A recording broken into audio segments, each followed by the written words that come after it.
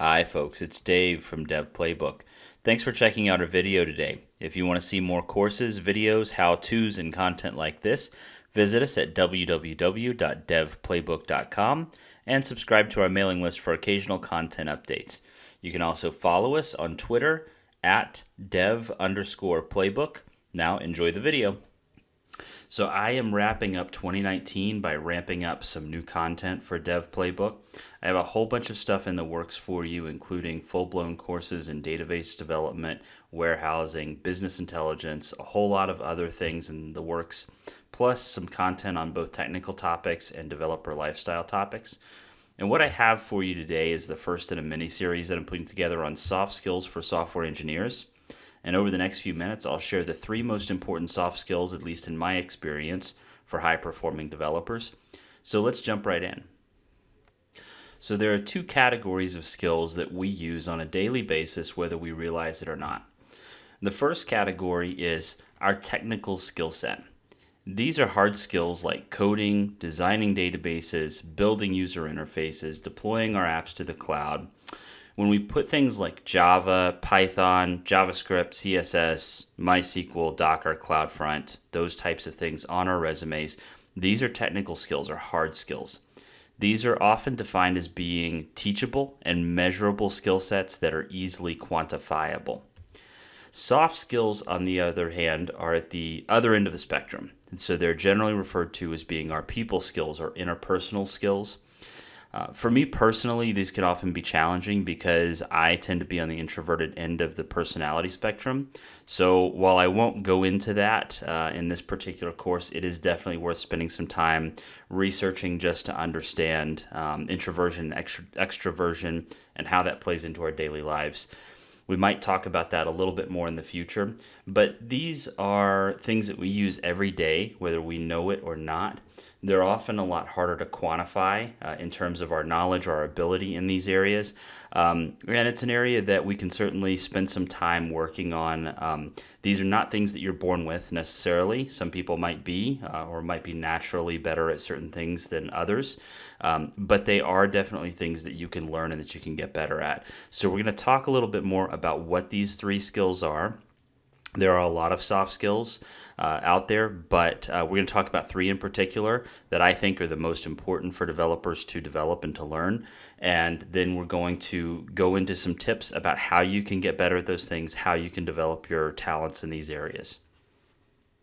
Now, as I mentioned, there are a lot of different things that qualify as soft skills. So really any kind of interpersonal skills, anything where you're really dealing mostly with people, those are soft skills. In my experience, there are 3 particular soft skills that really kind of make the difference between what I consider to be an average developer and an outstanding developer. And I don't really necessarily put a lot of weight on technical skills one way or another because those can be learned and those can be improved upon pretty rapidly, actually. I mean, you can learn things overnight. You know, if you just pull an all-nighter and you want to learn how to do something new, from a technical perspective, you can research it, you can try it out. Those are things that can be learned very quickly. The interpersonal skills are things that you have to use through experience, and you really have to exercise those things. And sometimes it can be a challenge, especially when you're technically oriented. So those things specifically would be communication, problem solving and ownership, and then mentoring and helping others. So we're going to talk about each one of these things for just a couple of minutes, and we're going to talk about some tips and tricks for getting better at each one of these, because some people have this sort of naturally. They're naturally good in one or more of these areas. Other people, it takes a little work, but it is something that you can develop. All you have to do is work at it a little bit. It's a lot like one of your technical skills. Once you start to figure out how to make progress and how to build on that skill set, it actually becomes pretty easy. So communication tops my list for a lot of reasons. So I've hired and worked with hundreds of developers, and what I can tell you is that when it comes to job candidates, the developers that can communicate clearly and easily are the ones that tend to get the jobs, even if sometimes their technical skills are slightly less solid than developers who don't communicate as well. Communicating clearly and effectively helps you to stand out above your competition in a lot of ways. Additionally, it's not just about getting the job, but it's about performing in the job. So once you're In there, your method of communication, the way you communicate, what you communicate, that really will drive a lot of how well you're able to connect with your peers on your team, with people in other groups. And there's a lot to really understand. There's a lot to take in, much more than we can talk about in a quick 2 minutes here. But we're going to try to come up with some tips and tricks that we can use to be really good communicators in our day-to-day lives. First, in the course of your day, you're going to have to communicate with other developers, with managers, customers, business analysts, end users, project managers, executives, all kinds of different people. Each one of these audiences has a different perspective, a different level of knowledge, different requirements for effective communication. And so being able to read your audience and tailor your communication to them is really the best possible edge that you can have. And we're going to talk now about a few of the ways that you can go about becoming an excellent communicator. So in terms of a few tips for communicating effectively as a developer, there's no silver bullet. There's no one thing that I can tell you that will say, if you just do this thing, you're going to be great at communicating with anyone. And even the best communicators sometimes have a hard time with certain people. You get certain people who think a little differently, or they have a different perspective on things, and it can take a little bit of work. It can take a little bit of effort to sort of figure out when they say something, what do they mean? How do you respond to that? But some of these tips and tricks will pretty much help you with any audience. It will just take a little bit of work, but you can absolutely learn how to do this. And you might already be a great communicator as it is.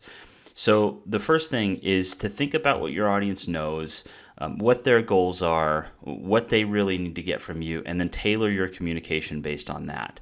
A lot of this, and consider it to be sort of part of your job to understand them as opposed to the other way around. Not necessarily their job to understand you, but you're the developer and they need something from you. It might be an end user or it might be a business analyst. Think about what that person knows. Think about what their goals are, what they're hoping to accomplish from the interaction that they're having, and then start to tailor your communication based on that. Understand that they might not be technical. So we work with a lot of people on a day-to-day basis. You work with developers and managers, and those folks, you do expect them to be technical and to be able to speak your language.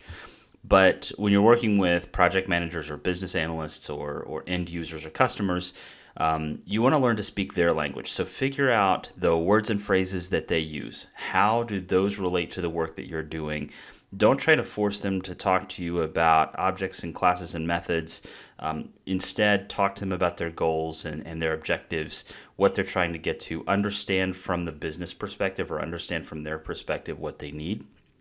That's going to help you to figure out how to communicate back to them in an effective way. Then the next thing is ask a lot of questions. So even if you think they might be dumb questions, and sometimes it's hard to ask something if you think it's a dumb question, but the reality is if you ask questions about what they need and you really get them to do the talking, number one, that tends to be a lot easier when somebody else is doing the talking. And number two, it's going to help you to get to know your audience and to be able to communicate with them clearly. And then always be willing to educate them if necessary on the technical components to gain a common understanding. You're probably not going to turn them into Python developers in a 30-minute session, but you can talk to them about what you're going to do and how you're going to do it. You can educate them a little bit. You can show them things. They'll probably appreciate that, and if it helps to gain a common understanding where you can explain that you know what they need now and here's what you're going to do about it, that would be fantastic. That's going to help them out a lot. And then look for good examples of people within your company or within your team. So identify developers or even managers who are on your team who you think are good communicators. So people that you see who demonstrate or exemplify being a good communicator. Try to identify what it is that makes them good, and then you can even ask them for help or ask them for feedback to improve in this area. Don't be afraid to ask for that or to request advice or things like that. Most people are going to be happy to help you, especially if they're a manager. That's kind of their job, is to help you to get better in some of these areas, and it's going to make things better for you, for them, for your whole team, and for your end users. So everybody wins in this situation. Don't be afraid to ask for that kind of help. So the next area that I value highly is problem solving and ownership, and I put these two things together because they sort of come with each other. As you become a better problem solver, you take ownership of things, and when you take ownership of things, you have to be able to solve problems that come up. Now, taking ownership of something can be really scary. What if it fails? What if you can't solve it? What if you mess it up and it deletes the entire production database and all the backups and formats all the drives on all the servers and the company goes bankrupt? There's all this stuff that you could start to kind of go off and ask what if about. But just relax. Worst case scenarios are usually pretty rare. Most companies today have a lot of safeguards in place to make sure that those types of scenarios will never happen. And most problems really aren't that difficult to solve with the right mindset. I think that people who take ownership and solve problems are generally very dependable, and they're people that everyone else will end up kind of going to and looking to for help. They're people that a manager or an executive can trust to find the answers and to even lead a team to the answers. And a lot of the times, those are the folks that get tasked with the really fun, big, challenging projects. So just to be clear, though, even the high-performing problem solvers are going to hit brick walls in their work. And it happens more often than you think. Sometimes they just get stuck, just like anyone else. So what makes them high performers? Well, the fact that they're problem solvers to begin with and they don't give up and walk away when they hit those brick walls is what really helps them to stand out. If they can't go through the brick wall, then they go over it or around it or under it, but one way or another they get past it. This is not about having a technical skill set and knowing the answer right off the top of your head. It's about the mindset, the attitude, the mentality that I have a problem and it's my responsibility to solve it. And I've got to figure out how to get this thing solved. And the funny thing about being a problem solver is that as you solve more problems, you become smarter and more technically proficient. And then you hit fewer brick walls. And then the brick walls that you do hit, you can find ways to get around them or over them or under them because you've used your problem solving skills to get past other brick walls. So problem solving is a really fun soft skill in my view. Number one, it feels really good to solve a problem that nobody else can, or to solve a problem that's been bugging you for maybe a few days. And it's like a muscle that gets stronger the more you use it. So, most importantly, the act of problem solving not only improves your problem solving abilities, but it usually improves other soft skills as well, including communication and teamwork and your self-confidence. And it usually results in improvement to some of your technical skills in the process too, because you're going to exercise those things. And the technical improvements you get are going to stick with you way better when you use them to solve a problem than if you just read them or copied and pasted them off of Stack Overflow. So let's talk about a few things that you can do to be a really great problem solver. Now, before I get straight into the specific things that you can do to improve your problem-solving abilities, a note about the kind of reputation that you get when you are a good problem solver, or as you're developing this. So the thing is, if you hit an issue, if you hit something that you have a hard time solving, and you stop and you throw the problem to a senior developer or to a manager and say, I can't figure this out, can you take care of this for me?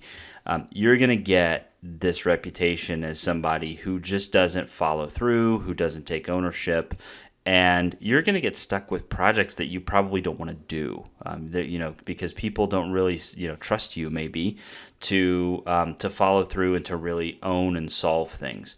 But if you follow these tips that I'm about to give you, that's going to give you a reputation as someone who does the work, who takes ownership, who really works to solve these things. And this is going to kind of supercharge your development, your career as a software developer. So let's talk about a few things. First of all, when you hit that brick wall, come up with 2 or 3 possible solutions at least. You might come up with 4 or 5 and then test them out. See what works, see what doesn't. Try to figure out why things didn't work. Do your research to sort of backtrack through the code, figure out where things are going wrong, and document every step of the way. read the documentation if you have to, whether it's your internal documentation, searching the web, digging through whatever you have available to you. Do the research. Be very, very thorough here. Really do the job well, and write everything down. So be detailed, be methodical, trace through code paths, whatever you have to do here. You want to make sure that you can show that you've tried several different things, and either one of those things will lead you to the answer, but if none of them do, then at least you're saying, hey, look, I'm making the effort to try to figure this thing out. If you still can't make progress, if you still can't get things figured out, find a developer, a peer or a senior or maybe an architect or a manager that you know to be an excellent problem solver. There's always one on every team or in every company. And then the next part is really important. Ask for ideas, not solutions, right? So don't take it to them and say, hey, can you solve this thing for me? Go to them and say, here's what I've tried. Show them the documentation you have. Here's what I've tried. I still haven't been able to figure this out. I'm really hitting a wall. Do you have some ideas for me for the next step? What should I go look at after this? And it may result in you guys sitting at a desk and just kind of looking at the screen, looking at the code, tracing through, and working collaboratively together. Or it may result in them saying, hey, you know what? I've had this problem before. Go take a look here. What you're trying to do here is show that you've done the work yourself. You've pursued multiple avenues. And then when none of that worked, you didn't simply give up and throw the problem to somebody else, but you asked for ideas to help get you unstuck. If you throw the problem to someone else, like I said, you're going to get a reputation as someone who can't be counted on to own their work. But if you follow these points right here, and I've seen this happen time and time again, you're soon going to find that people are going to come to you for help instead of the other way around. And that leads us to soft skill number 3, which is mentorship and helping others. So let's talk about that next. So at some point in time, you're most likely going to work as part of a development team. And in fact, a lot of people spend the majority of their time working as part of a team. When you first get started on your career path, you might come in as a junior developer and you have a lot to learn. You might be technically proficient with whatever languages or technologies that you're working with, but you might have a learning curve to sort of figure out how things work in your company's applications or in real-world applications. No matter what your level is, though, you have something to offer others. Almost every junior developer that I've ever worked with had something that they knew that I didn't, or that other team members didn't, or they were able to solve a problem that the rest of us couldn't. So there's a lot to be said, just because maybe you're coming in as an entry-level or junior developer, don't worry so much about that. Just think about the things that you know that you can share with other people. I remember a time when I was a junior developer, there were a few times where senior developers came to me and asked for help on this thing or that thing that they were working on, and it always felt really good to be able to help. Now, maybe they were just trying to make me feel good, but it worked, and it gave me a little more confidence to keep going. I still remember those things. So no matter what level you're at, you can help other people on your team. And as you gain more experience, you become a better communicator, you establish yourself as an effective problem solver. People are naturally going to come to you for help. And in fact, you might find yourself being asked to help new developers coming in to learn your company's application and get them up to speed. And then as you take on bigger roles in your company, mentoring and helping others on the team is probably going to become part of your job description, because as you move into those senior roles, that's part of the job. So let's talk a little bit about some tips and things to keep in mind for mentoring and helping others to make you a little more effective there if this is something that you want to get better at. So there are a few things that you can do to set yourself apart in this area. First of all, don't be afraid of sharing what you know. Some people feel like there's job security in keeping things to themselves, but many of us who have been the victim of someone who was hoarding knowledge and then left the company, we understand that it kind of leaves the rest of the team high and dry. You have to go back in and try to figure out how to support what they were doing, but you don't know everything about it. You should get over this idea that hoarding knowledge is going to lead to any kind of job security, because I can promise you that it just won't. You're much better off sharing what you know with your team, That'll give you a better reputation, and that actually is going to give you more job security because you'll be seen as someone who is part of the team, who makes the team better, as opposed to someone who is a risk or a liability. Additionally, you want to look for opportunities to make the whole team better. So a quick email or Slack or throwing up a wiki page or something like that saying, hey team, I ran into this problem today and here's what I did about it. I got tired of doing this task over and over, so I wrote a script for it. Here you go if you need it. That's going to help you to stand out as someone who's helpful to others and who makes the whole team better. Additionally, you can volunteer to help get new developers up to speed. So you have somebody new coming into the team or coming into the company. They might be a proficient developer from a technical perspective, but they don't know anything about your company's application. They don't know anything about your code. They don't know anything about the team. You can volunteer to help get them up to speed. It's going to help them, but it may also challenge you to learn things that you didn't know before because they're going to come in and ask questions, and you're probably not going to know the answer to all those questions. So you'll have to learn some things too, and that'll help you bond a little bit as well. It helps to really build the team up. You also want to be willing to collaborate with team members to solve problems. So if you notice that somebody's getting stuck, or if you're out to lunch and somebody mentions, I've had a really hard time figuring this thing out, or this doesn't make any sense to me, you can always offer to spend a little time troubleshooting with them or sitting at their workstation and trying to walk through it and bounce ideas off of each other. That's going to get noticed, so that will be something that your supervisors, managers, leads, they will notice those types of things, and they'll appreciate that too. And then finally, be quick to acknowledge the good work that other people on your team do. You want to watch out for jealousy. Jealousy can really stifle your ability to grow in your role. Because it can kind of, there's nothing wrong with a little bit of competition, but it can hold you back from actually helping other people and encouraging them, and again, looking for opportunities to make the whole team better.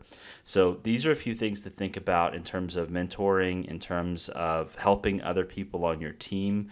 There's a lot more that we could say about this, but this is something that you can use to get started, and you can put these things into practice right away.